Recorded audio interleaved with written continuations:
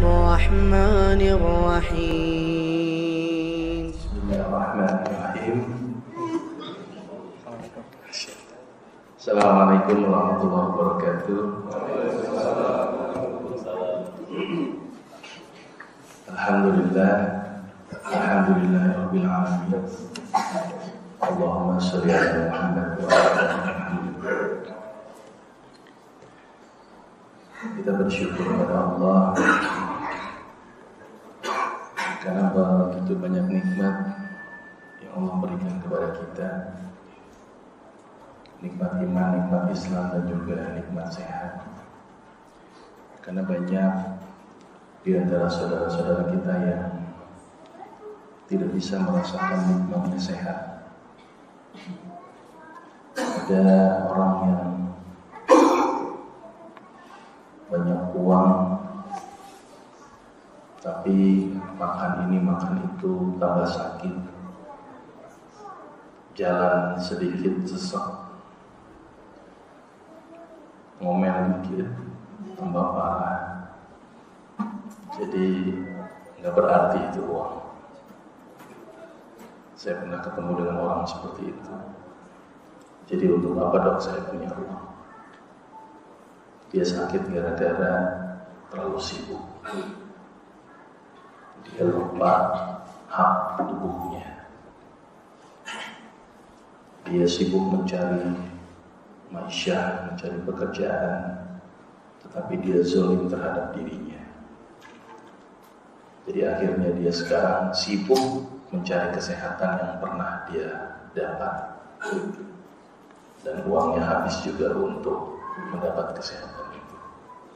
Oleh karena itu kita bersyukur hari ini masih sehat, masih bisa sholat subuh, masih bisa duduk, masih bisa bernapas. Ya. Kemarin juga ada orang yang habisin uang berapa itu ya, 700.000 per hari untuk sekedar memberi oksigen.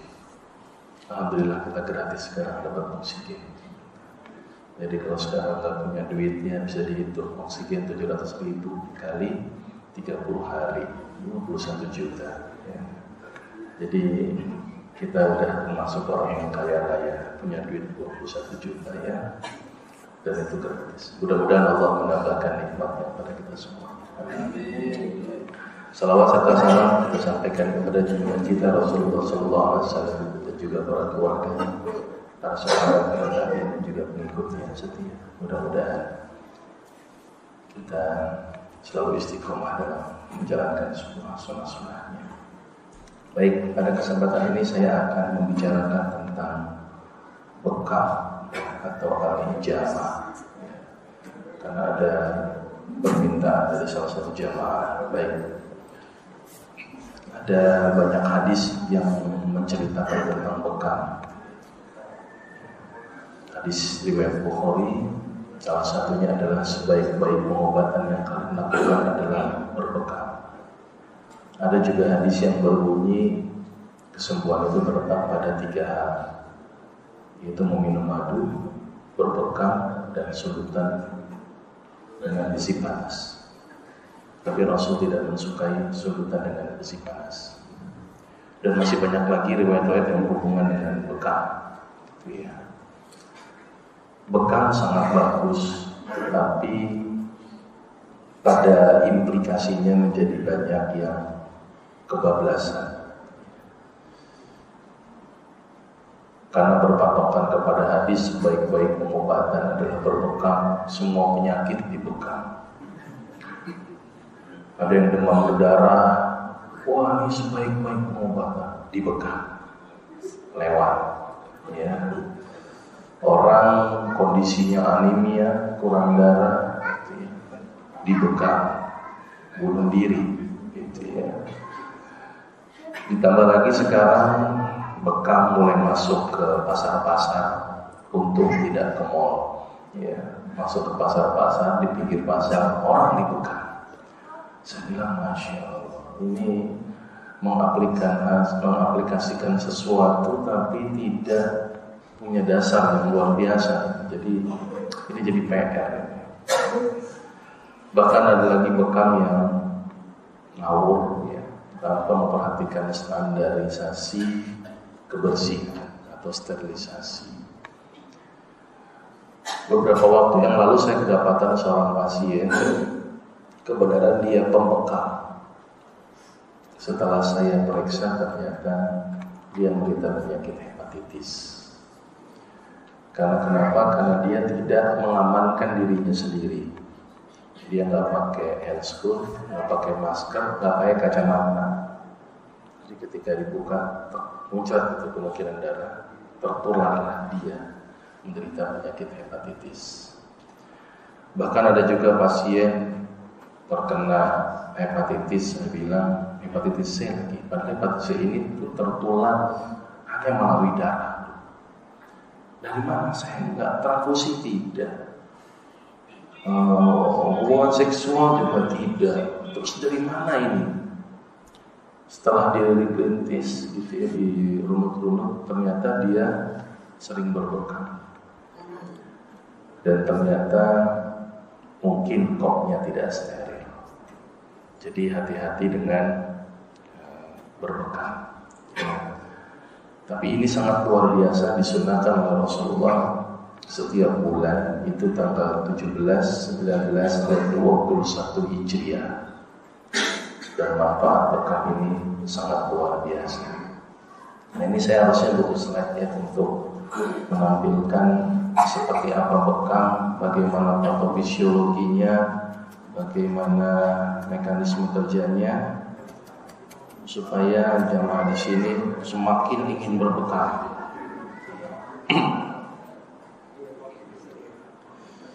Baik, sambil menunggu laptop sedikit saya terangkan dikit. Bekam ini intinya adalah mengeluarkan darah. Intinya bahasa Arabnya al-hijab. Bahkan ada sebuah kisah ketika Rasul Isra Mi'raj itu tidak hanya membawa oleh-oleh sholat, tapi juga malaikat berkata, perintahkanlah kepada umatmu untuk berbekam. Jadi bekam ini merupakan sebuah anjuran. Apa bedanya dok bekam dengan transfusi darah? Ini nanti yang akan kita coba bahas, gitu ya. Baik, saya akan mulai dulu dengan darah. Kita melihat dulu kebesaran Allah melihat melewat tubuh kita. Makanya tidak heran dalam Al-Quran disebutkan laqad khalaqnal insana fi ahsani taqwim. Itu ternyata luar biasa. Allah jadikan tubuh kita ini dahsyat sekali. Bapak Ibu tahu bahwa tubuh kita ini terdiri dari sel. Tahu selnya? Sel itu komponen terkecil daripada tubuh kita. Jadi kalau jantung ini saya ambil, ada selnya. Kalau rambut ini saya ambil, ada selnya. Kalau kulit ini saya ambil, ada selnya. Bapak Ibu tahu berapa jumlah sel tubuh kita ini? Ternyata jumlah sel tubuh kita ini lebih banyak daripada jumlah sel yang dibandingkan dengan jumlah bintang yang ada di langit. Kurang lebih sekitar 1 triliun lebih. Sedangkan bintang itu jumlahnya baru teridentifikasi katanya 1 triliun. Jadi kesimpulannya sel lebih banyak daripada bintang. Itu baru sel. Terus kemudian setiap sel itu dikasih makan oleh yang namanya pembuluh darah. Ada arteri, ada vena, ada pembuluh darah yang kecil yang namanya kapiler, ada yang namanya arteriol, ada yang namanya venula. Dan kalau seandainya pembuluh darah itu disusun secara seri, ada seorang yang menghitung dengan detail. Ternyata pembuluh darah kita kalau dijulurkan itu panjangnya 2,5 kali lingkaran bumi. Jadi masya Allah. Ya. Kembali ke sel. Di sel tadi ada inti sel. Di inti sel ini saya belum belajar di darah dulu, tapi saya belajar sel dulu. Di dalam inti sel itu ada yang namanya kromosom. Kromosom itu merupakan atau disusun oleh benang-benang DNA yang dipilih. diputar gitu ya. Jadi terbentuklah kromosom bentuk X. Ini kalau ada slide-nya saya terangkan, tapi belum ada, saya gambar aja dulu. Dia bisa ditarik. Satu kromosom itu kalau ditarik itu gitu ya, itu panjangnya 5 cm. Di dalam satu sel terdapat 46 kromosom. Berarti kalau 5 cm dikali 46 berarti kurang lebih sekitar 2 meter. Satu sel itu panjang kromosomnya atau DNA yang dipilih tadi itu kurang lebih sekitar 2 meter. 2 meter. Sedangkan Bapak Ibu tahu, satu titik pulpen saya taruh di sini, kemudian ditarik ini pulpen, dapat satu titik di sini. Itu jumlah selnya, itu kurang lebih 220 sel untuk satu titik. Berarti kalau satu sel aja 5 meter kali 220 sel, berarti berapa? Sekitar berapa tuh? 5 kali 220, ya sekitar 1.000 meter atau 1 kilometer. Jadi Allah jadikan satu titik ini, panjang benang yang dipilih itu kurang lebih sekitar 1 kilometer. Bisa dibayangkan panjang benang 1 kilometer dipilih menjadi satu titik di dalam tubuh kita. Jadi betapa besarnya Allah menjadikan tubuh kita ini, luar biasa. Itu baru sel saja. Dan Allah jadikan sel ini makhluk yang luar biasa menurut saya. Dia bisa tumbuh membelah tanpa ada yang merintah. Dia bisa mati sendiri, sudah terprogram.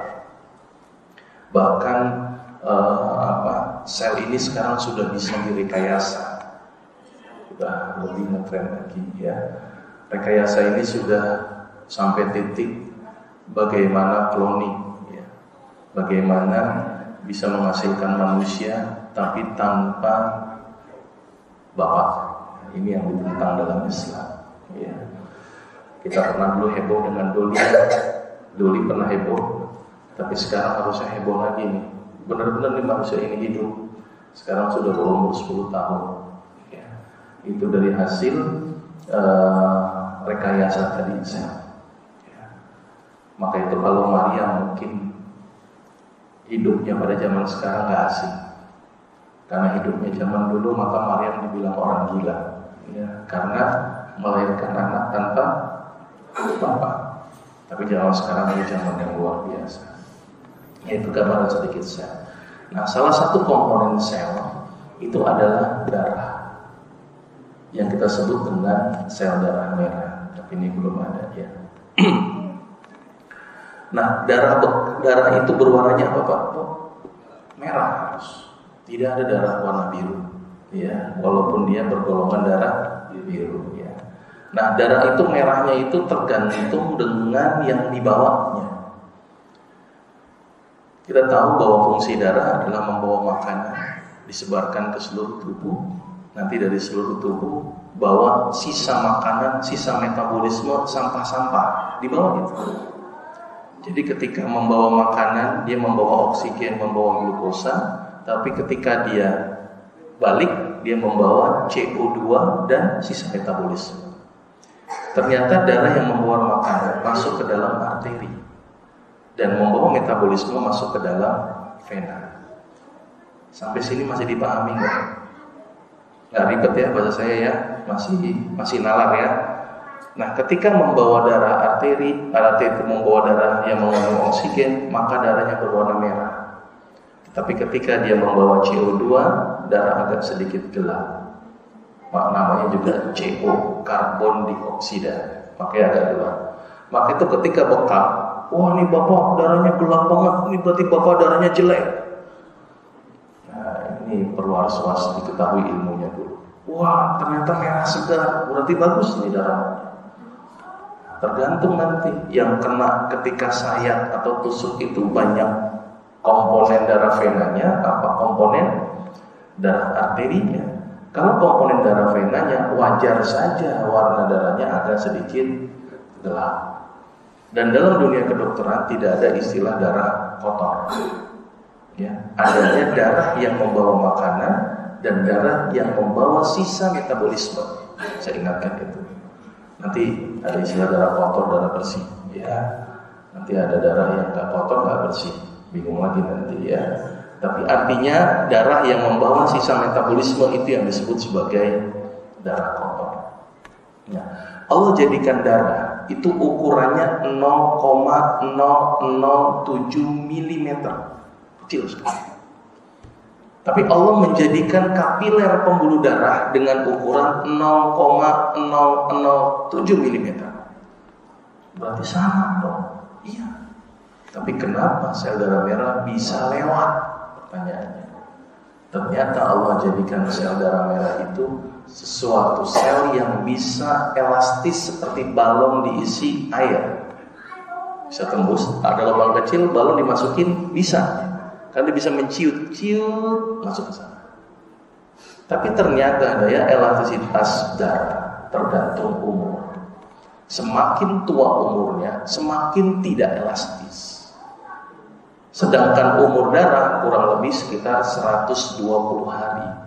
Berarti ada darah yang berumur mungkin 119 hari. Itu udah gak mampu itu. Gak bisa lewat dia. Dan itu akhirnya nyumbat. Sekarang kalau ada got nyumbat diapain Pak? Sodok-sodok kan. Tapi kalau darah yang nyumbat diapain Pak? Tidak ada itu. Mau diapain? Kalau di jantung gampang nyumbat, bypass, ring gitu ya. Tapi kalau di pembuluh yang ini masalah. Maka itu kenapa pentingnya bekam ini. Ternyata salah satu mekanisme untuk menghilangkan sumbatan adalah dengan cara dikop dari luar dan dibikin luka. Maka itu kenapa harus sebulan sekali Pak? Karena metabolisme kita itu luar biasa kan? Maka itu kalau nggak ada lawan sebulan sekali itu pasti akan numpuk gitu. Udah numpuk laktat, numpuk yang tua-tua. Saya akan terangkan nanti manfaat bekam apa sih dari si medis. Tapi kita belajar darah dulu. Jadi gambarannya adalah darah bisa lewat karena dia elastis. Tetapi nggak bisa lewat, dia mandek di situ. Dan itu bisa nyumbat dan menyebabkan neovaskularisasi baru. Satu mekanisme ya dari sel darah merah. Nah, terus kemudian ada juga yang namanya sel darah putih. Ini luar biasa Allah jadikan. Sel darah putih ini sesosok sel yang dia bisa bergerak sendiri tanpa disuruh. Ada kumat, gerak. Ada kumat, gerak. Dia nggak ada yang nyuruh. Yang kita sebut dengan sistem pertahanan tubuh. Kita ini sehat tuh karena salah satunya itu gara-gara ini. Manfaat si sistem darah putihnya. Banyak penyakit yang saat ini diduga itu akibat penurunan sistem imunitas. Hampir mayoritas penyakit. Batuk pilek karena sel imunitasnya tidak berfungsi. Penyakit tua, nah ini nggak ada. Ya, nggak ada hubungannya ini ya. Udah tua ya udah nasib. Ya. Ada juga penyakit karena tumor, kanker. Penyakit-penyakit degeneratif umumnya kalau yang tua nggak ada, tapi kalau penyakit yang lama kayak kanker diduga faktor imun yang tidak berfungsi. Artinya, bagaimana meningkatkan imunitas tubuh? Pertanyaannya itu. Imunitas tubuh itu bisa ditingkatkan. Dokter selalu berpikir obat. Mungkin pernah dengar ya istilah obat peningkat imunitas tubuh. Mohon maaf saya sebut merek, misalnya Stimulo. Ya. Itu meningkatkan imunitas tubuh. Tapi itu tidak alami dia bisa terproduksi. Dia harus dipacu. Ada sebuah mekanisme yang sangat luar biasa bagaimana imunitas tubuh kita bisa menjadi hidup. Yaitu dengan sholat tahajud. Kita akan kaji pada pertemuan yang akan datang bagaimana mekanisme sholat tahajud bisa meningkatkan imunitas tubuh. Maka itu sebenarnya untuk bikin manusia sehat itu sederhana loh Pak. Sederhana sebenarnya. Intinya apa? Udah ikutin aja Al-Quran dan hadis. Selesai sudah. Nggak perlu banyak teori Pak sebenarnya.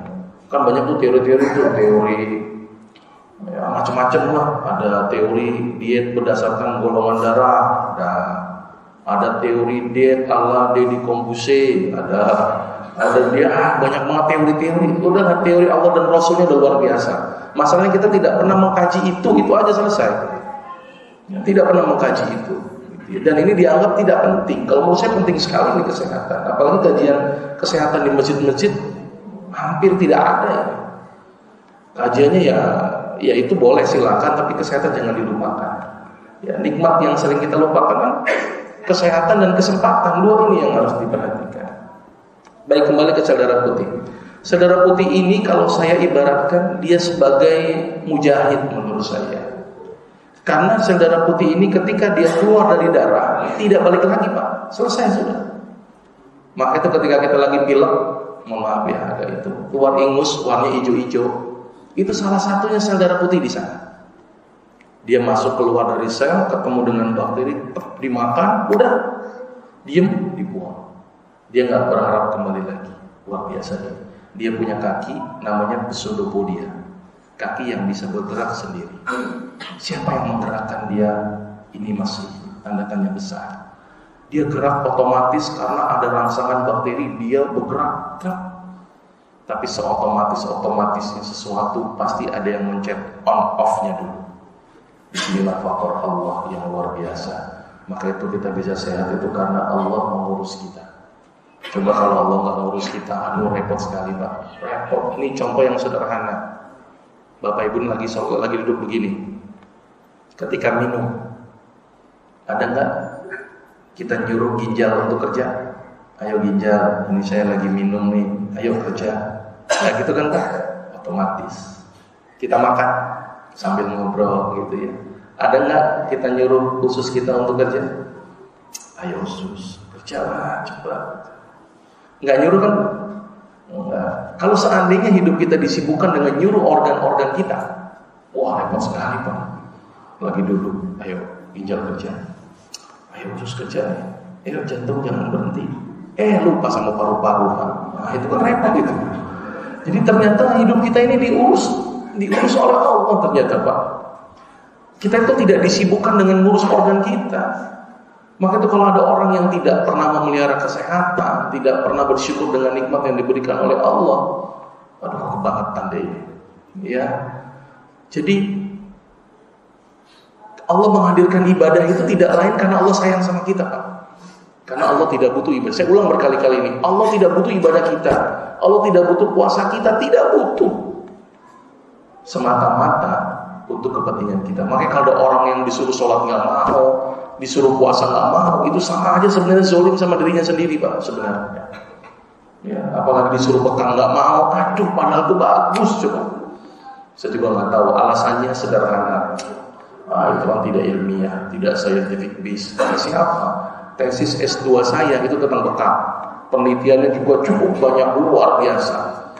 Tapi kenapa ini tidak diberdayakan? Ya mudah-mudahan Menteri Kesehatannya bikin peraturan ya. Mudah-mudahan bekam jadi wajib ya. Tapi sulit ya. Baik, alhamdulillah sampai juga. Ya saya lanjutin lagi. Itu sel darah putih. Terus di dalam sel darah putih itu ada di saluran darah itu ada juga yang namanya trombosit. Apa fungsi trombosit? Dia untuk membekukan darah.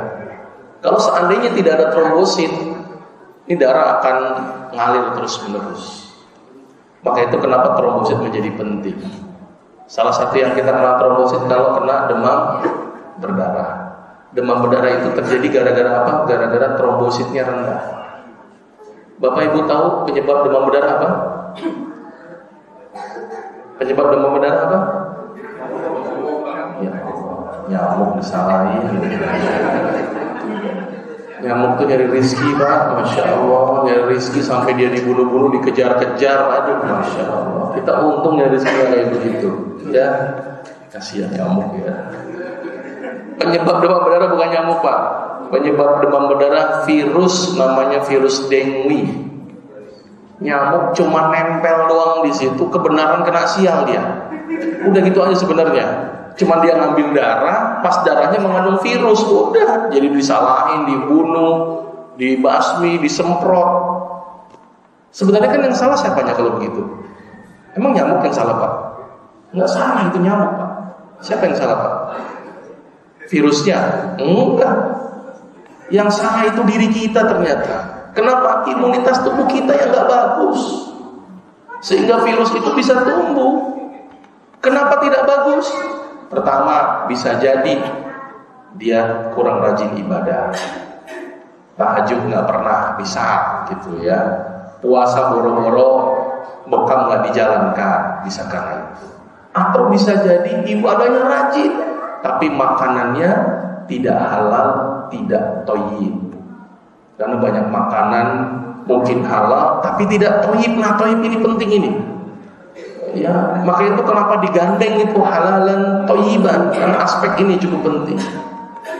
Ya, masalahnya kita makan yang dipikir enaknya apa buat lidah saya, ini jadi masalah. Tapi tidak berpikir sehat enggak ya? Bermanfaat apa enggak ya? Itu yang tidak pernah difikirkan oleh kita. Ya. Oke. Itu kira-kira. Jadi salah satu trombosit itu fungsinya untuk apa? Trombosit itu fungsinya adalah untuk menutupi pembuluh darah yang bolong-bolong. Jadi demam berdarah itu salah satu efeknya adalah pembuluh darahnya bolong-bolong Pak. Dan itu ditutupi oleh yang namanya trombosit. Jadi trombosit itu habis gara-gara nutupin yang bolong-bolong Pak. Intinya itu. Ya, maka itu pengobatan dalam dunia kedokteran untuk virus tidak ada obatnya. Hanya dikasih cairan terus-menerus. Bapak Ibu tahu cairan yang diberikan itu cairan apa? Ada tahu? Garam Pak. Garam diencerin 0,9%. Jadi sebenarnya Bapak kalau ke rumah sakit itu cuma dikasih air garam yang diencerin Pak. Mungkin 1 sendok diencerin itu jadi 10 botol infus. Bayar kamar, bayar botol infus, bayar nusuk coba. Nah, cuma garam doang padahal. Saya juga bingung itu ya. Hebatnya dunia kedokteran bikin uang gitu ya. Itulah kira-kira. Padahal sederhana sebenarnya kan. Cuman masalahnya kita ya segala memang tergantung sama dokter ya. Baik. Maka itu saya tertarik dengan sahabat. Ada 2 sahabat yang menurut saya luar biasa. Ada Abu Bakar, ada Umar. Abu Bakar ini sosok yang luar biasa. Beliau itu kalau sakit Pak, Abu Bakar kalau sakit dia nggak mau berobat. Tapi kalau Umar sakit dia berobat. 2 pendapat yang luar biasa, tapi ini menjadi acuan saya. Kenapa Abu Bakar nggak berobat Pak? Dia cuma bilang begini. Kenapa Abu Bakar? Dia cuma bilang gini doang. Sakit saya ini waktunya lebih sedikit dibanding dengan sehat yang Allah berikan kepada saya. Masa saya komplain dengan yang sedikit dibandingkan dengan nikmat yang Allah berikan begitu besarnya. Jadi kalau saya sakit, ini sesuatu hal yang kecil kata Abu Bakar. Ya, dan ini penghapus dosa-dosa saya. Dan saya bersyukur saya dikasih sakit. Mudah-mudahan saya dihapuskan dosa-dosanya. Maka itu Abu Bakar bilang kalau berobat itu mubah. Dia hanya ikhtiarnya tawakal pada Allah, rajin ibadah, introspeksi diri. Itu yang dilakukan Abu Bakar. Tapi kalau Umar, dia berobat. Karena dia mengacu kepada hadis, segala penyakit ada obatnya. Oleh karena itu berobatlah, tetapi jangan berobat dengan yang haram. Itu hadis yang dia pegang, sehingga dia menganggap bahwa berobat itu adalah perintah. Tapi silakan diambil dari sisi mana. Tapi artinya supaya kita tidak gampang sakit ya ibadahlah yang banyak. Saya minta teman-teman ini rajin ibadah. Maka itu nih orang yang rajin sholat subuh ini lebih sehat mudah-mudahan dan lebih kaya. Itu saya bilang ya. Ini luar biasa ini ya. Ini kalau seandainya saya jadi Menteri Kesehatan itu seandainya ini ya. Seandainya aja ini ya. Ini orang yang nggak sholat subuh saya penjara, misalnya gitu ya. Karena itu mengirit berapa banyak coba biaya obat yang tidak keluar gitu kan. Sama saya bikin peraturan wajib puasa Senin Kamis misalnya gitu kan. Itu ngirit beras, ngirit macam-macam, bikin sehat. Ya susah memang ya. Ini sudah nggak apa-apa. Makanya saya nggak jadi menteri, ya. Karena peraturannya berat. Ya. Ini kandungan darah sedikit. Darah itu 91% air. Ingat Pak, darah itu air ternyata. Paling banyak air. Maka itu kenapa orang yang kurang cairan bisa menyebabkan timbulnya shock hipovolemik. Pentingnya kita minum air. Dan ada penelitian namanya Dr. Masaru Emoto. Pernah dengar? Bahwa air itu hidup. Air itu bisa berubah struktur fungsinya. Dari bentuk yang acak-acakan, ketika dibikin kata-kata yang baik, dia berbentuk seperti heksagonal. Dilihat dengan mikroskop elektron. Mungkin sudah pernah dengar ya Bapak-Bapak ya. Dan ini penelitian sangat luar biasa dan dia mendapat hadiah Nobel gara-gara penelitian itu.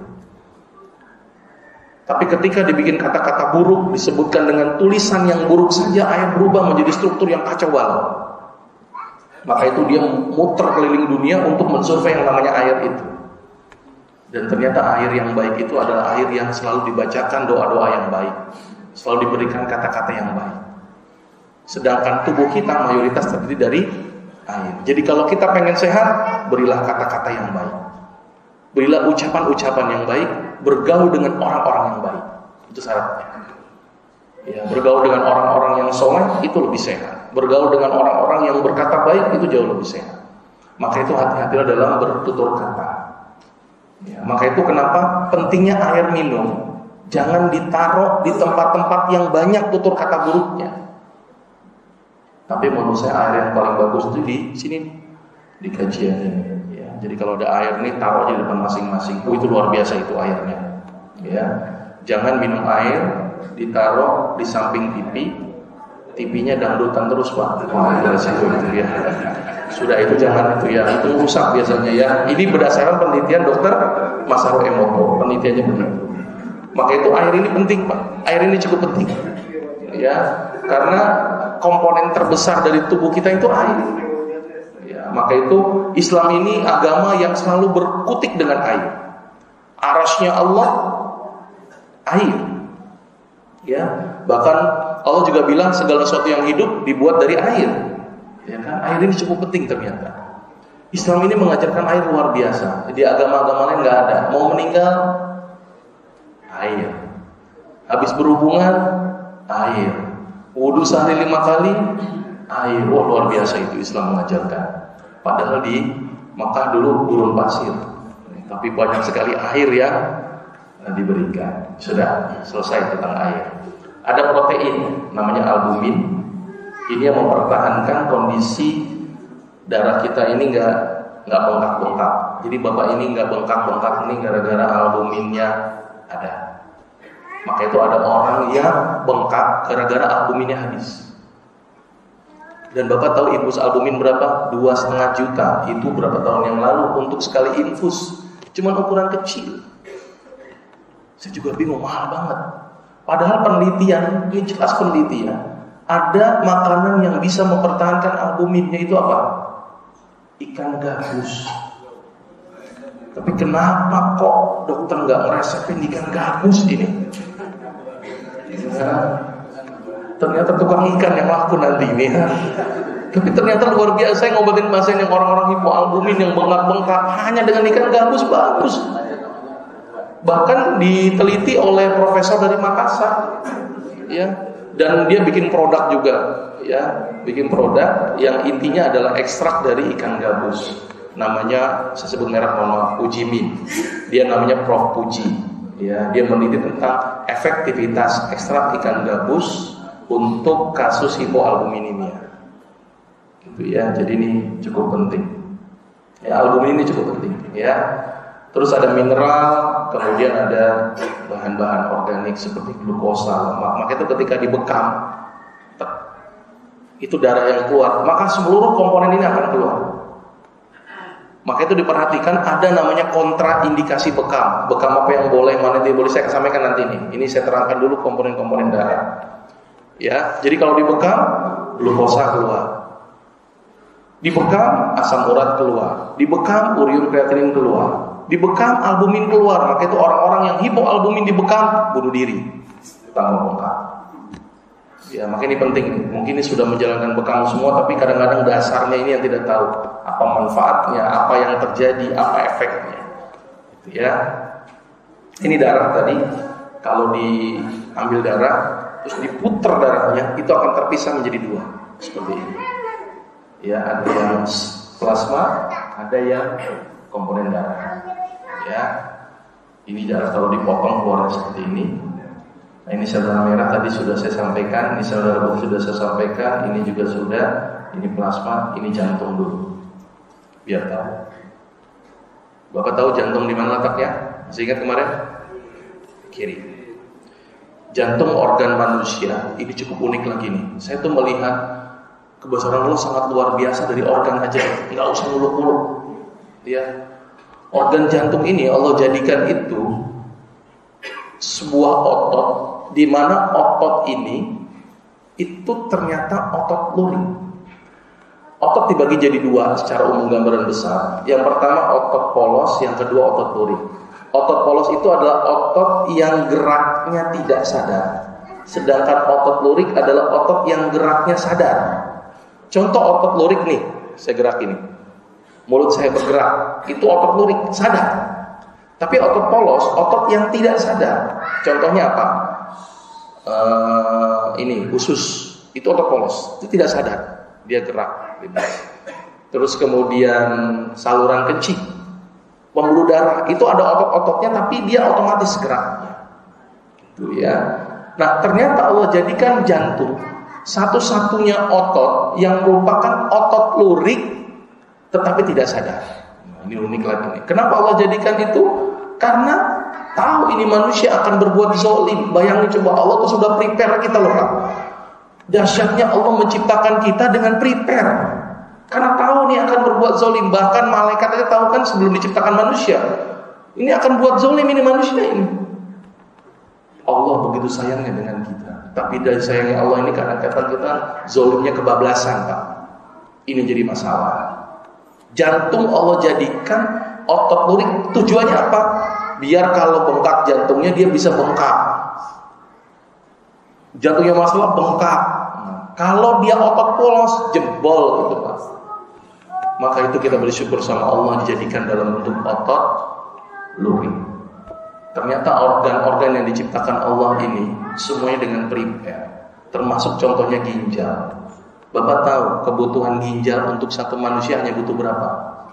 Hanya butuh 3/4 dari satu bagian. Cuman itu aja udah cukup. Tapi kenapa Allah jadikan satu bagian plus 1/4? Coba bayangin coba. Karena tahu nih manusia akan berbuat zalim. Jaga. Allah jadikan hati. Wah luar biasa. Allah jadikan sel-sel hati adalah organ yang regenerasinya tercepat. Dalam waktu 1 minggu hati sudah regenerasi. Luar biasa Allah jadikan hati. Karena kenapa? Karena manusia akan berbuat zalim dengan makan makanan yang tidak thayyib. Makan penyedap, makan pengawet, makan pewarna. Hatinya rusak. Tapi Allah jadikan dia bisa regenerasi. Luar biasa itu Allah jadikan. Dan cepat gitu. Dan untung di hati loh. Coba kalau regenerasi hati pindah ke rambut gimana Pak? Waduh, tukang cukur itu penuh mungkin. 7 hari udah gondrong, 7 hari sudah gondrong. Bisa dibayangin coba. Untung Allah jadikan rambut ini 40 hari Pak. Ya tidak pindah itu dan tepat. Karena tahu hati ini organ yang paling banyak dirusak. Di mana insya Allah dibikin regenerasi yang cepat. Dan hati adalah satu-satunya organ yang tidak pernah komplain. Kita cubit dikit aja, kita sakit. Jantung nyumbat, ya 40% aja udah sesek, udah nyeri. Gitu ya. Tapi hati dirusak sampai 90% belum rusak. Tapi kalau sudah lewat 90% baru dia komplain. Komplainnya apa? Warnanya kuning. Maka itu ada istilah dari mata turun ke hati. Itu benar, ya. Jadi kalau melihat hatinya rusak, lihat matanya warna kuning. Maka itu jangan bangga orang yang kulitnya kuning. Jangan-jangan dia hatinya bermasalah. Ya. Dan juga jangan bangga orang yang kulitnya putih loh Pak ya. Jangan-jangan anemia, ya. Atau bahkan panuan semuanya. Kan bisa jadi kan? Ya. Jadi ya jangan bangga dengan kondisi kita. Kadang-kadang mungkin kita ada kekurangan. Oh paling aman hitam dong. Kata siapa? Gagal ginjal itu kulitnya hitam semua.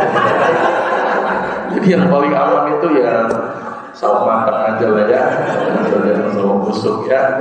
Nah ini gambarannya gitu, mata kuning, terus badannya kuning gitu ya, terus kencingnya seperti teh gitu ya, terus kotorannya berwarna putih, sudah saya bahas ya waktu lalu ya. Maka itu pentingnya kita kalau buang air besar melihat kotoran. Sudah saya bahas belum? Sudah, itu penting karena itu indikator kesehatan kita. Gitu ya. Jadi keluhannya seperti itu dan dia komplain setelah kerusakan lebih dari 90%. Luar biasa Allah menjadikan ini. Ya. Penyakit jantung itu ada 4, ada serambi, ada bilik dan ada sekat di antaranya. Maka itu ada kelainan jantung yang namanya ASD, VSD, itu artinya atrial septal defect, artinya bolong di daerah serambi. VSD, ventricle septal defect, bolong di daerah ventricle. Bolong ini bolong. Ya, maka itu kenapa ketika bolong itu sering terjadi perpindahan darah dari yang paling berbahaya itu kalau pindah darahnya dari atrium kanan ke atrium kiri. Jadi darahnya kotor itu masuk ke dalam pembuluh darah. Itu yang bahaya. Maka itu salah satu tanda-tanda orang yang jantungnya bocor. Tanda-tandanya itu timbul warna biru-biru di ujung jari ini biru, ujung kaki biru, hidung biru, bibir biru, lidah biru. Maka itu jangan pakai lipstik warna biru. Nah, itu jangan-jangan dia tersumbat gitu ya. Itu tanda-tandanya itu kalau jantung itu bocor. Gitu ya. Dan Allah jadikan jantung ini berdetak terus-menerus seumur hidup kita. Dan tidak pernah komplain dia. Coba kalau jantung itu punya mulut gitu ya, atau punya sesuatu bergerak sendiri, saya yakin jantung kita akan komplain. Ya. Udah nggak diurus, dirusak. Ya. Ini orang ini centil amat nih. Saya berhenti dulu bentar nih. Untung nggak begitu tuh jantung. Coba kalau berhenti ya 5 menit aja, repot kita. Maka itu bersyukur hari ini jantung kita masih berdetak, ya masih bagus. Ya. Tapi tolong jangan zolimi jantung ini dengan makanan-makanan yang merusak. Ya. Maka itu perbaiki jantung dengan apa? Puasa Daud. Saya ngobatin penyakit jantung hampir 90% tersumbat. Dengan puasa Daud selama 6 bulan bagus hasilnya. Hebatnya Daud, Pak. Sepakat kalau di sini bikin grup pecinta puasa Daud. Nah, ini luar biasa. Itu bisa ngirim beras berapa liter itu ya. Jadi solusi masalah beras itu daripada impor-impor ribet, nanam juga susah, udah puasa Daud gitu. Udah sehat, ngirim beras. Islam itu sebenarnya solusi, Pak, untuk semua permasalahan. Kalau Indonesia mau kaya raya, ini subuh ini penuh kayak begini, wah senang banget. Subuh cuma 2 baris, aduh prihatin saya ya. Baik, saya lanjutin lagi. Ini ngomong jantung, ngomong kemana-mana ini ya. Baik, soalnya mau deket kampanye kata ini. Ya. Baik, ini saya nggak usah. Ini pembuluh darah, saya percepat aja karena waktunya terbatas. Ini nggak usah. Nah ini yang kadang-kadang dilupakan dalam dunia kedokteran. Prinsip penanganan darah tinggi itu hanya berkutik kepada volume cairan dibuang dengan obat-obat yang bikin kencing. Terus dikasih obat yang melebarkan pembuluh darah seperti propanolol, bisoprolol, dilebarkan udaranya. Ya, terus dimanipulasi ginjalnya dengan S inhibitor, captopril dan sebagainya. Ya, jadi kutiknya ke situ, tapi nggak ada kutik di daerah perifer. Perifer itu gini, Pak. Bayanginlah bahwa jantung itu pompa. Bayanginlah bahwa pembuluh darah itu ibaratnya selang. Biar kebayang dulu nih, Pak. Ada pompa, ada selang. Kenapa timbul darah tinggi? Bisa jadi karena selangnya kecil, tapi arus airnya besar. Itulah darah tinggi. Boleh jadi selangnya besar, tetapi jantungnya lebih besar lagi kapasitasnya. Bisa jadi begitu. Atau biasa aja ini airnya, tetapi selangnya ini enggak elastis, jadi dia kaku. Maka ketika ada debit yang banyak, dia segitu. Ketika debit sedikit, dia mengecil. Dunia kedokteran hanya berkutik di bagaimana selang ini dibuang airnya, dibikin lewat ginjal, dibuang, dimanipulasi, dibenarkan jantungnya, dilebarkan selangnya. Ini konsep kedokteran. Tetapi ada satu hal yang sangat luar biasa, dan ini cukup luar biasa. Kenapa nggak ada yang berpikir ujung selangnya itu?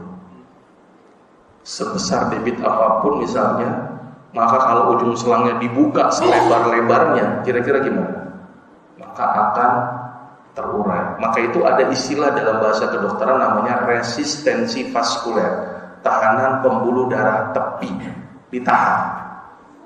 Dan terbanyak itu adalah di daerah mana? Di daerah kapiler, pembuluh darah yang paling kecil itu yang paling banyak nyumbat. Ibaratnya kalau ibarat pembuluh darah itu ada laut, ada sungai, ada kali, ada got. Nah, got ini yang disebut dengan kapiler, dan itu paling banyak sumbatannya. Dan ujung-ujung got itu terletak pada ujung-ujung organ, dan paling banyak ujung-ujung itu di daerah kulit. Dan kulit adalah organ yang paling banyak menyimpan deposit-deposit. Maka itu kenapa kalau kita sakit kurang darah, atau tadi hepatitis, atau gangguan fungsi hati, kulitnya yang berwarna kuning, ginjal kulitnya yang berwarna kehitam, karena depositnya itu di ujung-ujung. Maka itu kulit sebagai mediator untuk membuang deposit sebenarnya. Itu dari kulit. Ya, dan ternyata resistensi vaskuler itu terletak pada bagian perifer. Maka itu pentingnya olahraga. Pentingnya olahraga. Ya. Tapi kadang-kadang olahraga kita cuma apa? Jempol doang yang olahraga, gitu kan? Atau otak doang yang olahraga, tapi badan nggak olahraga. Ini yang jadi masalahnya. Olahraga lari bagus, ya. Tapi ada satu olahraga yang sangat luar biasa yang menggerakkan semua badan, yaitu berenang. Ya, jadi berdayakan berenang. Di sini ada kolam renang kan? Penuhi kolam renangnya, gitu ya. Jadi tapi diatur laki sendiri, perempuan sendiri, nah, kayak gitu di manajemen ya. Jadi seperti itu. Jadi pentingnya berenang, gitu ya. Satu-satunya olahraga yang Rasul suruh, tetapi Rasul tidak melakukannya. Dan untung sahabat nggak komplain. Waktu keluar hadis itu sahabat nggak ada yang komplain itu. Mungkin kalau sekarang nih banyak yang komplain, ya. Coba bayangin coba, hadis itu keluar berenang, tapi Rasul nggak bilang. Apa sahabat nggak ada yang bilang? Rasul mau berenang di mana? Enggak, ya kan? Pada waktu itu nggak ada yang komplain itu. Saya luar biasa sahabat begitu nurutin sama Rasul. Samina wa ata'nanya luar biasa itu. Ya, tapi kita tahu bahwa apa yang dikatakan Rasul adalah wahyunya Allah kan. Jadi sudah itu harus sami'na wa ata'na. Dan ternyata manfaatnya sekarang luar biasa dengan adanya berenang ini. Ya, saya ngobatin pasien saraf kejepit itu dengan berenang. Saya punya pasien bagus banget, umur 63 tahun. Dia saraf kejepit, ya mau dioperasi, dia nggak mau karena resiko operasi. Ditambah lagi faktor umur. Sekarang dia sudah bisa berenang Pak, juga bisa bolak-balik. Wah, saya aja kalah itu kalau dengan berenang dengan dia. Jadi luar biasa itu. Saraf kejepitnya jadi bagus. Orang yang asma, waduh bagus sekali dengan berenang. Maka orang yang asma itu salah satu terbaiknya dengan berenang. Atau kalau orang yang asma belajar baca Al-Quran yang ayatnya panjang-panjang. Jadi kalau perlu nggak bisa berhenti itu terus, gitu ya. Itu bagus sekali melatih fluk ini, gitu ya dalam membaca. Ya, atau suruh sering azan aja. Maka itu orang yang rajin azan itu jarang yang asma, Pak. Ya. Bisa dibayangin orang azan asma, Pak? Allahnya nggak nyampe itu kan? Kata Allahnya udah sesak dia kan? Maka itu luar biasa. Jadi seringlah azan. Maka itu Allah muliakan orang yang azan itu kan nanti lehernya panjang di akhirat, gitu kan? Seperti itu. Oke, kembali lagi ke laptop. Resistensi vaskuler. Ini tadi saya contoh, darah muda bisa lewat. Tapi darah yang tua nggak bisa lewat, Pak. Maka itu kenapa harus dibekam? Pentingnya bekam. Bekam sebenarnya bukan produk Islam, saya ingatkan. Sebelum Rasul lahir pun bekam sudah ada. Tetapi dijustifikasi bahwa ini adalah pengobatan Islam. Jadi saya justifikasi saja. Yang original produk Islam itu salah satunya adalah yang original itu adalah sholat, gitu. Yang langsung dari Allah, gitu ya. Ya kira-kira seperti itu. Terus ini gambaran kulit, ya. Ini kapiler. Kita langsung cepat saja. Nah, apa manfaat bekam? Langsung manfaat bekam, kontraindikasi bekam. Jadi bekam itu melancarkan aliran darah, Pak. Karena ujungnya disumbat, dihilangi, disedot. Maka itu kenapa saya berpikir, kenapa bekam itu ada titik-titik sunnah, ya Pak ya. Dan rata-rata titik sunnah di mana letaknya, Pak? Di sini, di sini, di sini, di sini, di sini, di belakang semuanya, Pak. Nggak ada yang titik di depan-depan, nggak ada Pak titik sunnah itu. Ya kan? Nggak ada di perut gitu, nggak ada. Di paha nggak ada. Ini titik sunnah ini. Ternyata kenapa? Karena organ tempat-tempat di situ adalah tempat-tempat yang jarang bergerak. Karena jarang bergerak maka laktat banyak menumpuk di sana dan sisa metabolisme banyak di sana. Maka itu sangat luar biasanya, ya wajar karena Rasul itu kan dipandu semuanya oleh Allah. Maka itu kenapa titik-titik bekam di belakang.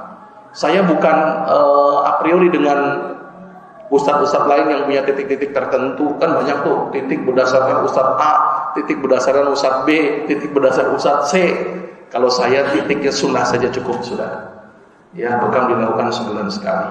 Maka itu kenapa aliran darah bisa dihilangkan dengan menghilangkan sumbatan. Yang kedua, bekam itu ternyata mampu menghilangkan zat sisa metabolisme yang harusnya terbuang tapi dibantu dibuang. Kira-kira beban kerjanya gimana? Berkurang. Kayak Bandar Gebang ini kan jadi masalah ini. Coba kalau dikurangi, ya kan? Mungkin nggak jadi masalah. Nah, sama dengan hal dengan bekam. Kolesterol yang harusnya bisa banyak di dalam darah, ketika dibekam berkurang kolesterolnya. Ada asam urat kelebihan, berkurang asam uratnya. Ada racun, ditarik racunnya. Wah, biasanya bekam. Yang ketiga, bekam mencegah aterosklerosis atau kekakuan dinding pembuluh darah akibat trombus yang sering nyumbat. Tapi dengan bekam dikeluarkan trombusnya gimana? Maka konsentrasi trombus akan semakin berkurang. Disedot, ditarik, yang nyumbat-nyumbat tadi ditarik nih. Jadi kan bisa ketarik dia supaya sumbatannya berkurang. Ya, saya lanjut lagi. Terus kemudian merangsang pembentukan sel darah merah yang baru. Kan umumnya yang nyumbat itu kan sel darah merah. Terus sel merah yang udah mulai tua, yang umurnya mungkin 119 hari, kemudian ditarik keluar. Jadi yang tua-tua itu dibuang-buang gitu. Ini mohon maaf nih, yang tua-tua jangan tersinggung gitu ya. Ini direduksi karena nih beban nih sebenarnya kan, yang harus di-recycle. Maka itu untung Allah menghadirkan mati. Maka itu udah mulai tua itu ingat mati itu jauh lebih tepat. Gitu ya, walaupun muda juga harus ingat mati juga ya. Tapi tua itu udah wajib harus ingat mati. Maka itu saya khawatir sekali orang-orang yang udah tua, sakit, dia berkutik dengan sakitnya sampai lupa. Sampai lupa ibadahnya itu. Sampai semua dokter diputer-puterin. Padahal penyakit tua itu penyakit yang wajib. Ya, contoh penyakit tua apa? Ya, orang pada perempuan menopause wajib. Mau ke dokter manapun juga nggak bisa kembali lagi 17 tahun gitu ya. Terus penyakit sendi wajib itu udah, katarak wajib, kulit rambut putih wajib, keriput wajib, prostat wajib Pak. Ya, maka itu nanti ada rahasia kenapa Rasulullah meninggalkan di umur 63 tahun. Itu rahasianya luar biasa. Makanya kalau berdoa itu meninggalnya kayak Rasul, itu luar biasa. Jangan tua-tua banget gitu ya. Udah pikun, udah macam-macam ini. Ya. Ini mohon maaf nih, jangan tersinggung yang tua-tua ini ya. Saya takutnya tersinggung nih, saya nggak enak ini jadinya ya. Ya, tapi artinya itulah. Karena saya kasihan banget sama pasien-pasien itu Pak. Dia lupa sama hakikat hidupnya. Bahwa hidup itu pada dasarnya adalah menunggu mati dan siap menghadapi akhirat. Dan yang paling penting buat dia adalah bagaimana mempersiapkan bekal akhirat. Bukan sibuk dengan ikhtiar terus-menerus, karena akan menghabiskan biaya, menghabiskan tenaga, menghabiskan pikiran. Sakit dikit, ini lagi, nggak pernah lupa dengan apa hakikat tadi. Padahal dengan dia banyak berzikir, ikhlas gitu ya. Saya punya pasien orang tua, karena susah ini udah saya bikin target hafalan. Jadi setiap ketemu saya bukan bicara keluhan, hafalannya udah sampai berapa surat. Gitu ya, udah saya suruh gitu aja. Udah pusing soalnya. Jadi dia fokus kepada hafalan. Ya, dan alhamdulillah dia sekarang sudah hafal surat Al-Baqarah. Luar biasa ya. Dan lupa sama penyakitnya, padahal 3 bulan harusnya mati dia. Itu gara-gara fokus, gitu kan. Ya, sama ada juga satu kasus yang menurut saya cukup luar biasa. Orang yang sudah divonis tinggal meninggal gitu ya, tinggal 6 bulan lagi. Dia harus menghabiskan uang cukup banyak untuk operasi, kemoterapi dan sebagainya. Tapi angka keberhasilan cuma 50-50 kata dokternya. Ya daripada 50-50, iya 50-50 hidup, 50-50 mati. Udah ngabisin biaya, ya kan? Ngabisin uang, ngabisin tenaga. Mendingan nih uangnya berapa sih budget operasi? Ya, sekitar 300-400 juta. Udah sumbang untuk masjid. Saya bilang begitu. Sisain buat saya deh nih untuk beli obatnya deh 5 juta aja. Saya bilang begitu. Ya untuk ikhtiar. Ya ternyata apa yang terjadi? Nggak mati-mati sampai sekarang. Gitu kan? Itu luar biasa sedekah gitu. Ya udah jelas itu tabungan akhirat. Sedekahnya luar biasa loh Pak. Ketika orang sudah mati pengen dihidupkan kembali dan minta sama Allah, apa yang dia lakukan? Cuma minta apa? Ketika ada orang mati nih, Allah hidupkanlah saya 1 hari saja ini, sebentar saja di dunia, dan saya akan melakukan apa? Sedekah. Bayangin coba, dia nggak sholat, nggak bilang dia puasa, nggak bilang dia sholat, nggak bilang dia ngaji, tapi sedekah Pak. Wah luar biasa itu sedekah. Maka itu kalau seandainya ini semua penghuni di Emerald ini masjid nggak perlu lama-lama ini. Ya, harusnya banyakin sedekah ini 1 hari jadi. Gitu ya, sepakat ya. Gitu harusnya gini nih harusnya nih. Udahlah, mudah-mudahan jadi nih. Saya pertemuan besok harusnya sudah jadi ini masjid ya. Mudah-mudahan ya. Nah ini gambaran sedikit. Jadi luar biasa sedekah. Jadi dia bisa bikin panjang umur ternyata. Umurnya panjang. Ya, salah satunya tadi efek sedekah. Ya, jadi saya ingatkan bagi yang tua-tua, ya fokuslah kepada ibadah. Perbanyak amal, jangan fokus kepada penyakit. Walaupun berobat menjadi salah satu bentuk ikhtiar kita. Karena Allah bisa menyembuhkan kalau ada bentuk ikhtiarnya. Walaupun juga Allah bisa menyembuhkan tanpa ikhtiar pun juga Allah mampu. Tapi sebagai asbabnya adalah harus melakukan ikhtiar. Gitu ya, ikhtiar dengan berbagai cara. Gitu ya, tapi yang cara yang disyariatkan dalam Islam. Karena banyak ikhtiar sekarang tidak disyariatkan dalam Islam. Ya, ikhtiar pindahin ke kambing banyak ya. Ikhtiar ponari, ada ponari. Saya nggak tahu tuh ponari gimana kabarnya sekarang. Ya, karena dulu sempat heboh itu kan, sampai batu itulah manusia ya. Saya lanjutin lagi, kembali ke laptop. Ya, jadi merangsang pembentukan sel darah merah baru. Diambil yang tua, yang baru terbentuk. Sekarang kalau orang yang muda, baru kira-kira gimana? Daya elastisitasnya bagus, ya kan? Maka itu Allah itu sangat cinta kepada orang muda yang rajin ibadah. Allah cinta nih sama orang yang rajin ibadah, tapi Allah lebih cinta pada orang muda yang rajin ibadah. Jadi anak yang muda di sini, bapak di antara yang paling muda di sini, tapi rajin sholat subuh, Allah sangat cinta.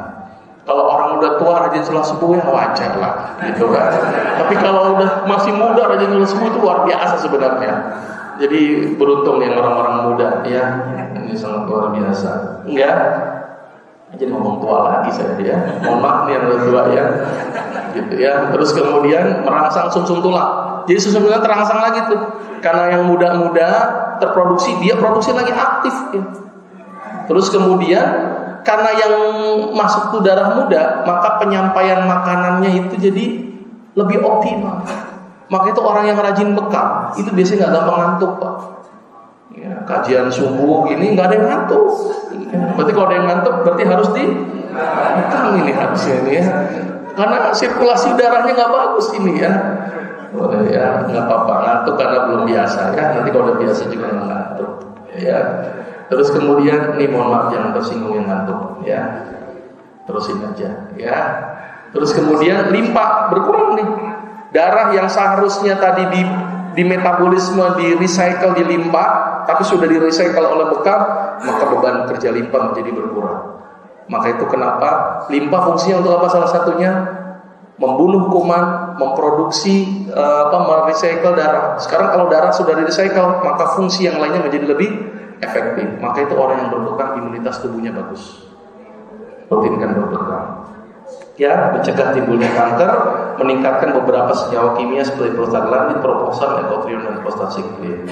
Tapi ada kontraindikasi bekam. Ini saya ingatkan lagi. Yang pertama, bekam tidak boleh pada orang yang kulitnya keriput. Dilarang lagi. Orang tua lagi ini ya. Kasian banget orang tua lagi ini ya. Tapi memang bahaya ini, udah keriput dibekam susah itu sembuhnya. Ya, tapi kan ini kan sunnah Dok. Ya itu sunnah tuh banyak saya bilang. Sunnah itu banyak, tidak hanya bekam saja. Ada minum madu, ada minum habat, ya. Terus banyakin ibadah, ya, puasa dan sebagainya. Orang yang anemia dilarang. Kenapa saya patokan kulit keriput? Karena boleh jadi umurnya muda, tapi kulitnya udah keriput. Atau boleh jadi umurnya udah tua, tapi kulitnya tidak keriput. Itu ya, jadi penting ya kulit keriput. Dan ternyata solusi keriput ini memang penyakit wajib ya kalau udah tua. Tapi ternyata orang-orang yang yang rajin olahraga, makan buah yang banyak, itu biasanya bisa mengurangi efek kulit keriput ya. Terus kemudian anemia, kurang darah. Terus kemudian orang yang mengkonsumsi pengencer darah. Jadi makanya itu kenapa ketika bekam perlu ditanya-tanya, Pak, Bu, konsumsi obat pengencer darah enggak? Kalau ternyata dia mengkonsumsi obat pengencer darah, jangan pernah dibekam karena berisiko darahnya enggak berhenti. Penyakit kulit kronis juga enggak boleh. Ada bekam, panu semuanya, itu nggak boleh itu. Ya, kalau enggak nanti panunya itu jamurnya masuk ke dalam darah.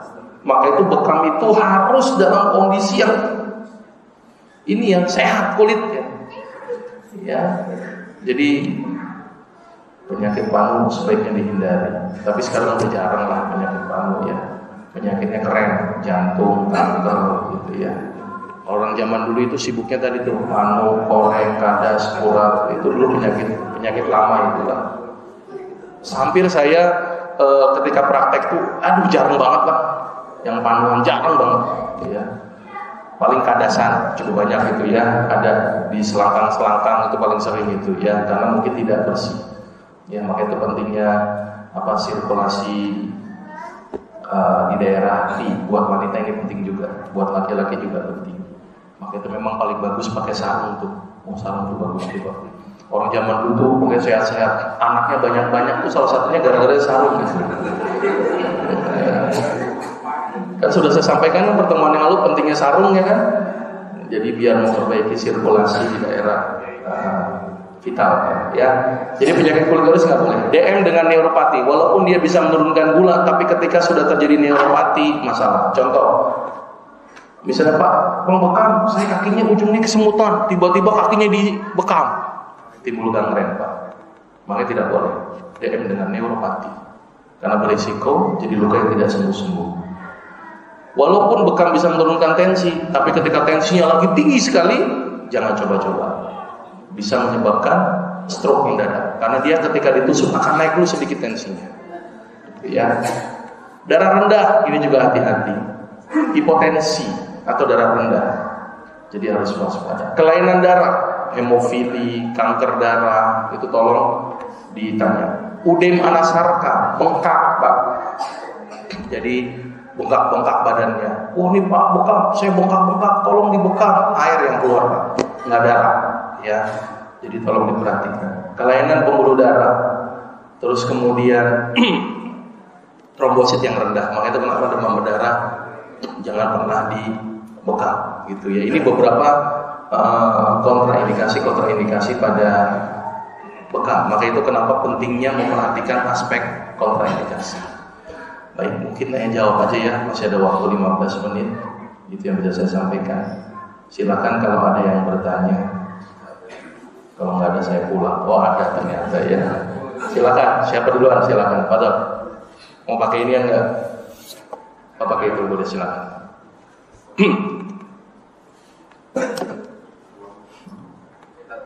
Ya. Assalamualaikum warahmatullahi wabarakatuh. Waalaikumsalam. Saya mau tanya untuk bekam ini apakah dianjurkan untuk wanita? Karena kalau wanita kan ada ketan bulan, apakah itu sama? Ada apa? Ketan bulan.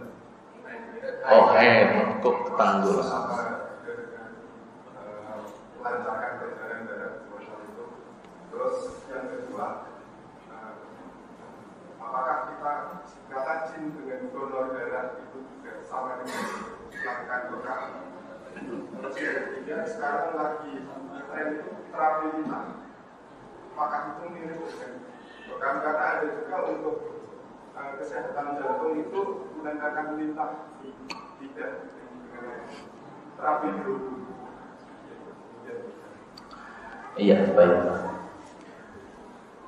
Namanya suatu ajaran, suatu sunnah berarti berlaku untuk laki-laki dan perempuan. Ya, Rasul mensunnahkan bekam ya berarti berlaku untuk laki-laki dan perempuan. Tapi ketika perempuan harus diperhatikan tadi, ketika lagi haid ya udah jangan bekam Pak. Tapi ketika tidak haid boleh berbekam, gitu ya Pak ya. Jadi boleh gitu ya. Tapi apakah bekam ini melancarkan darah haid itu harus kita lihat dulu. Ya, kalau ngilangin sumbatannya iya, tapi kalau misalnya melancarkan darah haid, kita harus tahu dulu penyebabnya kenapa darah haid dia tidak lancar misalnya. Karena ada juga haid tidak lancar disebabkan karena kelainan hormonal. Nah, berarti benarkan juga kelainan hormonnya. Nah, kelainan hormonnya itu identik dengan FSH, LH, estrogen dan progesteron. Bagaimana memperbaiki estrogen dan progesteron? Mudah, ya. Tapi yang paling sulit adalah bagaimana memperbaiki FSH dan LH. Ternyata FSH dan LH ini stimulus yang dihasilkan oleh otak. Maka itu kenapa pentingnya orang itu tidak stres, Pak. Orang itu selalu bahagia. Ternyata di otak kita itu ada komponen-komponen yang menghasilkan sesuatu yang bikin bahagia. Ada 3 komponen yang saya ketahui. Yang pertama beta endorfin, beta endogenous morfin. Maka itu orang yang makan morfin tidak akan merasakan kebahagiaan karena tubuhnya tidak menghasilkan. Dia tergantung dengan morfin terus-menerus. Ada lagi yang namanya CAR, cocaine amphetamine related transcript. Itu bayangin Pak, kokain, amfetamin berarti golongan apa? Narkoba. Berarti sebenarnya tanpa jadi bandar narkoba kita sudah bisa memproduksi narkoba.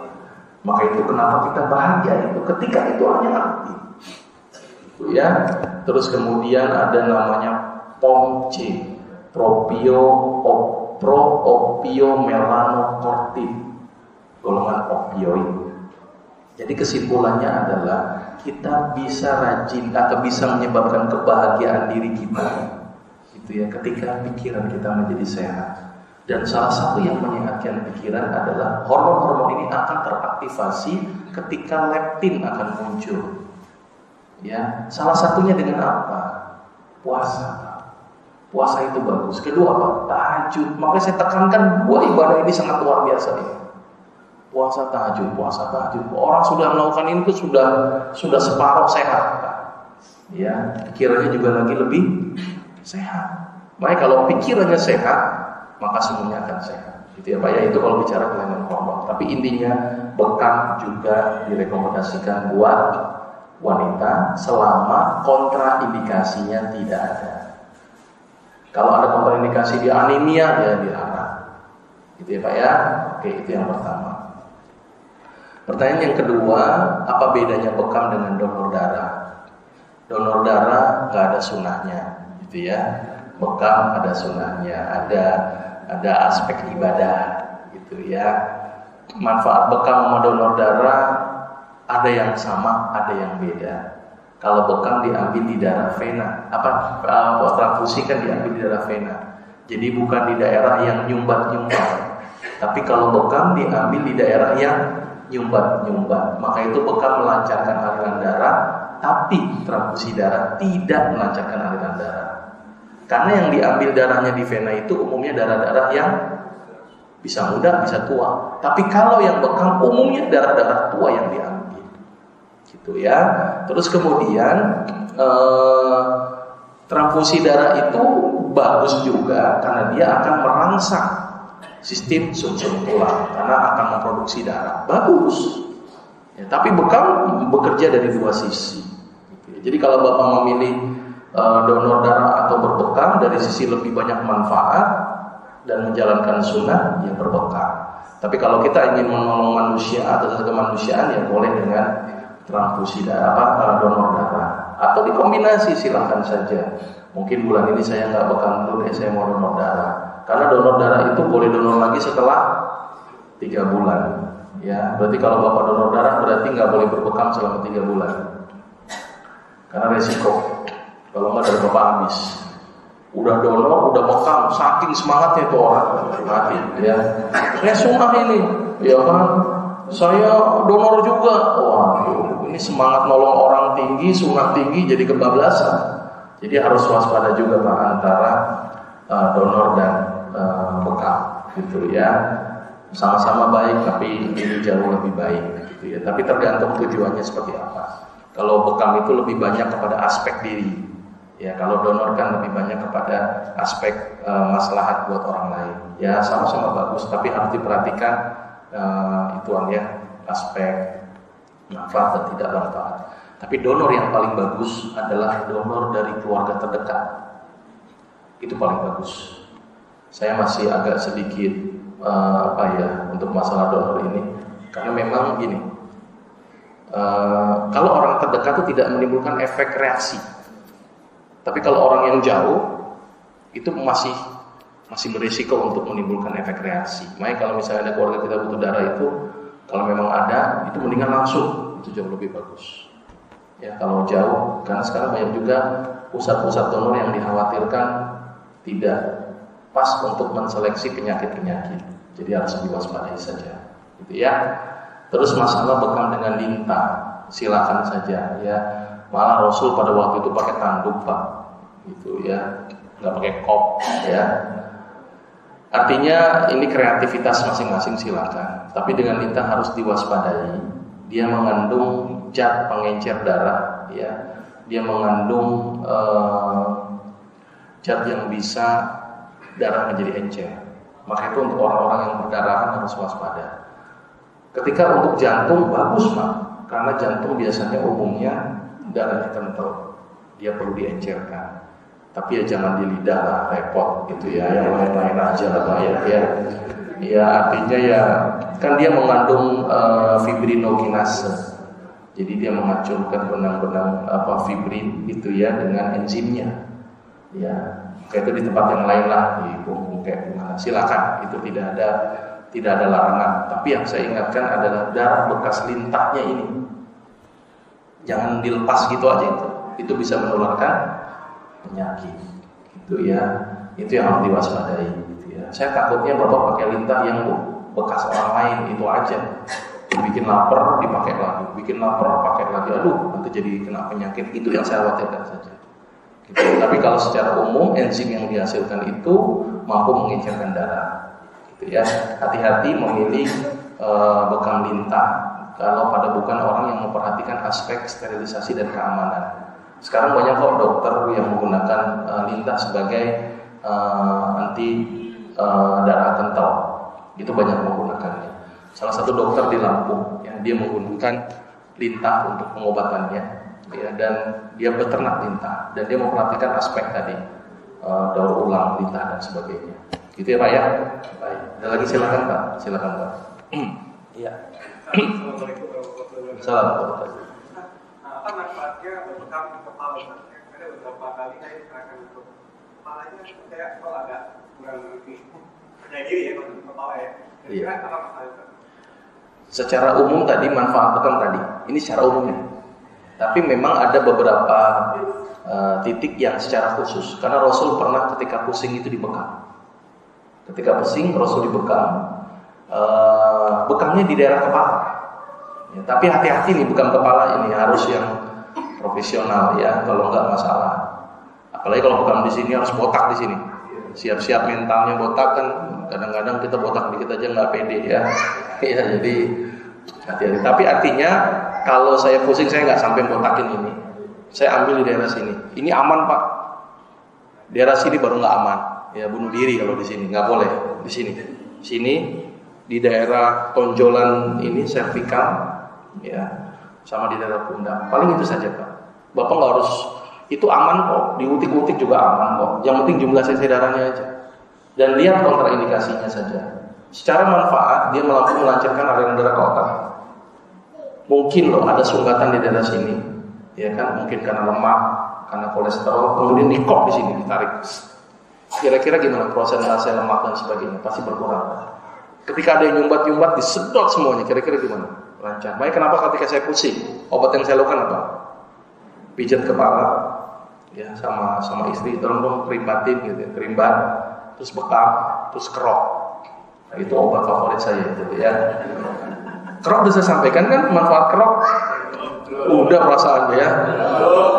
Oh ya udah, ini bukan tibu nabawi ya Pak ya. Berarti nggak usah sampaikan ya. Tapi kerok itu dahsyat Pak. Bahkan Profesor Dr. Didi Tamtomo itu S3-nya tentang kerok. Nah, saya pengen ngambil disertasi tentang kerokan, udah diteliti ternyata.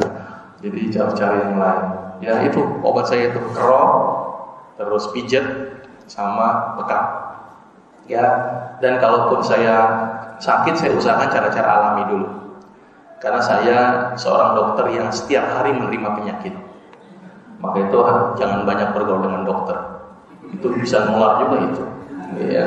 Bayangin coba, satu hari 10 pasien batuk semua, lagi konsul. Nah, gitu kan. 10 orang nyumprat semua itu. Makanya ada dokter yang pakai masker kan. Kalau menurut saya sih nggak perlu, biarin aja. Itu sebenarnya kan kuman yang masuk. Ya, itu sebenarnya latihan buat kita. Ya, latihan sebenarnya. Saya kalau sakit tuh nggak pernah saya obati Pak. Tapi tolong ini jangan diikuti. Ini ekstrim. Ya, sakit udah imun harus aktif. Saya konsentrasi ke imun saya. Saya harus ibadahnya lebih rajin, istirahat yang cukup, makan yang cukup, imun akan aktif. Itu kan? Ketika aktif maka dia mengenali bakteri. Ketika sudah mengenali bakteri, ketika saya ada bakteri lagi gimana Pak? Terbentuk daya tahan tubuh. Karena kalau nggak begini, maka saya setiap hari harus minum obat. Jadi gitu. Nah, jadi silakan Pak, bekam bagus Pak di kepala. Tapi kalau misalnya untuk maintenance ya jangan terlalu banyak kepala, punggung aja Pak. Itu sudah cukup ideal. Gitu ya Pak ya. Oke, silakan Pak. Bekam itu apakah ada masanya? Apabila sudah umur sekian itu tidak boleh dibekam lagi. Makin tua itu kan makin reproduksi darah itu kan melambat dan berkurang. Iya betul Pak. Tadi yang bilang orang tua lagi nih Pak, saya jadi nggak enak Pak ya. Saya mau nyebut Bapak jadinya gitu ya. Nggak apa-apa Pak. Tapi luar biasa. Orang tua yang rajin ke masjid itu juga luar biasa ya. Perjuangannya luar biasa loh. Anak muda kan larinya masih kuat. Udah tua kan, waduh. Iya Pak. Ini Pak kontraindikasinya Pak. Bapak udah keriput atau belum kulitnya Pak? Nah, itu tuh pertanyaannya Pak. Kulitnya sudah keriput belum Pak? Iya. Kalau Bapak belum keriput, nanti si pemegang tahu Pak. Ketika dipegang, oh ini keriput, nah nggak usah. Maka itu ada perhatiannya gitu. Kalau orang udah tua tuh udah nggak usah bekam dulu deh Pak. Misalnya puasa misalnya. Atau yang lain. Jadi memang betul Pak, kemampuannya udah berkurang, terus kulit udah mulai mengendur, betul Pak, sepakat betul. Iya kan? Jadi sunnahnya yang lain Pak, benar rajin ke masjid, tahajud, baca Quran yang banyak, betul. Karena sunnah itu banyak.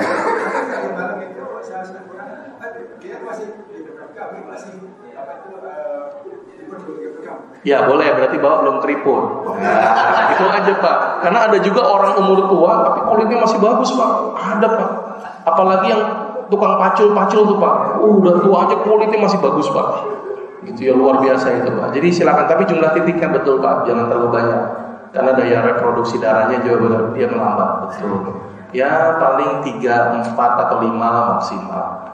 Jangan 100 titik Pak, gitu ya. Nah kayak begini nih Pak, ini saya tuh agak ngeri juga ini kalau melihat orang bekam sampai begini nih, tuh.